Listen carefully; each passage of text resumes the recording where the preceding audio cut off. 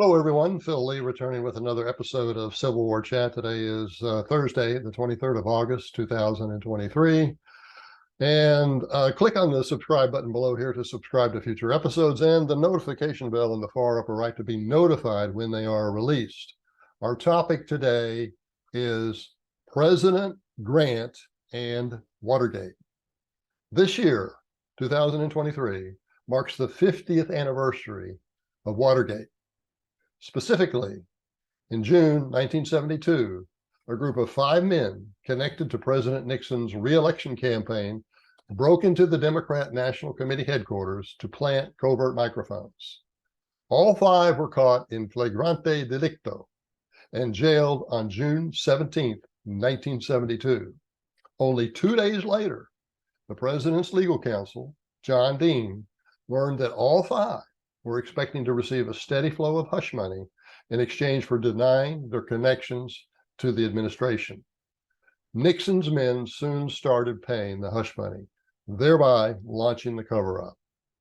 After winning a re-election landslide in November 1972, Nixon gradually realized he could not make all 5 of the by then convicted burglars and their 2 accomplices, Howard Hunt and Gordon Liddy, to remain silent. The first phase of the cover-up ended on the 30th of April, 1973, 50 years ago, when Nixon required his 2 top aides, Haldeman and Ehrlichman, to resign, and he fired Dean, whom he portrayed or implied was the chief cover-up villain. Nixon anxiously wanted to validate the impression that he was a victim of irresponsible men who had joined his administration and was himself uninvolved in, quote, their crimes, close quote. When Nixon learned in April, again, 1973, that Dean had begun cooperating with federal prosecutors, he pressed Attorney General Richard Kleindienst to decline plea bargaining for Dean. He also told Assistant Attorney General Henry Peterson, who was overseeing the Watergate investigation, that he did not want any member of the White House staff to plea bargain. Without such protection, cover-up participants would be less likely to cooperate with the prosecutors and more likely to try and defeat the charges against them in court. Eventually, however, Nixon became a victim of his own initially secret audio recording system. The tapes revealed that he had been involved in the cover-up from the June 1972 beginning. He therefore resigned in August 1974 when the facts caught up with him and was replaced by President Gerald Ford. While it is retrospectively evident that Nixon's directives to deny plea bargains to White House associates was an attempt to prevent further investigation that would prove his personal guilt, few people today know that President Ulysses Grant did the same darn thing. Specifically, Grant's Republican Party had corrupted the Internal Revenue Service over payments due to the Treasury from the distilled spirits industry. Instead of paying the amount due, the producers paid a lesser sum and gave tax collectors bribes, thereby evading most of the taxes. The bribes were much lower than the taxes paid. But as a group, the collectors pocketed some of the bribes for themselves, but also set aside some of the funds to finance Republican Party candidates each election year. The putative ringleader at this time was Orville Babcock, President Grant's personal secretary.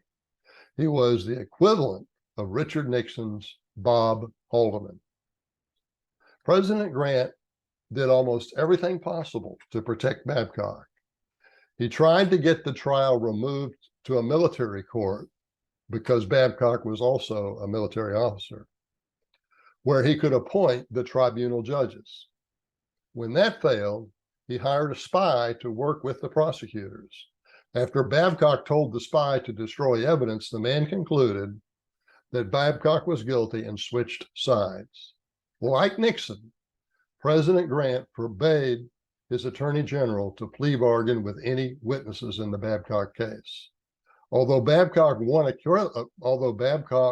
did win acquittal at trial, many subordinate participants were convicted.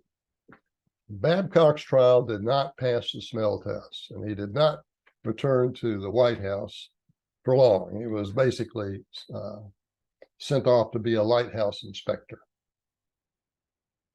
In fact, 3 days before the trial, before Babcock's trial, the Treasury Department's chief clerk told future Supreme Court Justice John Harlan that Treasury Secretary Benjamin Bristow was, quote, hurt worst of all by the final conviction that Grant himself is in the corruption ring and knows all about it, close quote. Bristow, who was the key figure behind the earlier Grant administration Ku Klux Klan prosecutions, for which Grant is hailed as almost a messiah, Bristow became persona non grata within the White House for all the facts that he revealed about Babcock. It was a sad denouement for the first Treasury Secretary that had the courage to challenge systematic Republican Party corruption during Reconstruction. Okay, well, that's my message for today, but here's a book I want to tell you about. Firepower. This is my first novel, and what it does is it looks at the adoption of repeating rifles during the Civil War. If the rifles had been adopted more quickly, the war could have ended sooner. But in fact, few of the repeaters got into the hands of Union soldiers, and they were a Union monopoly until the last year of fighting. And the reason for it has long been disputed, but the Firepower connects the dots of actual historical events and the backgrounds on the people involved to develop a picture that is unseen by others and reveals that the reason for this was that the Confederate Secret Service was on duty to try and prevent the Union Ordnance Bureau from adopting repeating rifles. They had strong weapons to use for that, and I'll let the story itself reveal to you what they are, but all of it will become clear when you connect the dots of that picture, all here in Firepower by Philip Lee. You can get it $3.99 for Kindle at Amazon, and the paperback version is $12.99. If you would like an autographed copy, you can get it directly from me. Just email me, Phil_Lee, Leigh at me.com. So that price will be $17 for my autograph and the book, but I will cover postage to your place if you are here in the United States. So with that, I want to thank you for watching, and I'll look forward to seeing you next time.